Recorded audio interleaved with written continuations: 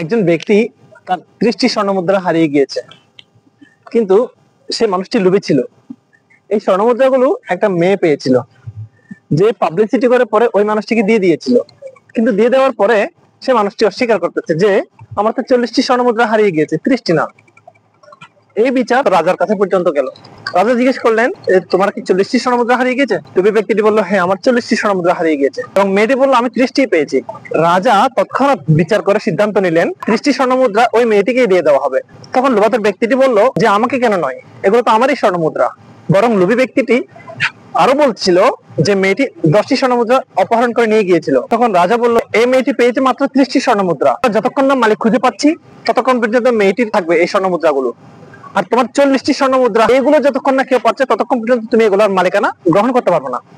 পরক্ষণে লোভী ব্যক্তিটি স্বীকার করলো যে আসলে এগুলো আমারই 30টি স্বর্ণমুদ্রা হারিয়ে গেছে, 40টি না। রাজা তার সিদ্ধান্ত পরিবর্তন করলেন না, বলেন তুমি মিথ্যার আশ্রয় নিয়েছো এবং এগুলো তোমারই হতেই পারে না, কারণ তোমার তো 40টি স্বর্ণমুদ্রা হারিয়ে গেছে।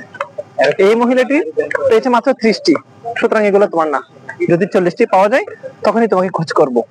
লোভী ব্যক্তি সবসময় ঠকে, সে কখনো সততার আশ্রয় নেই, মিথ্যার আশ্রয় নেই, মনে করে সে জিতে যায়, কিন্তু আসলে না, সে জিতে না।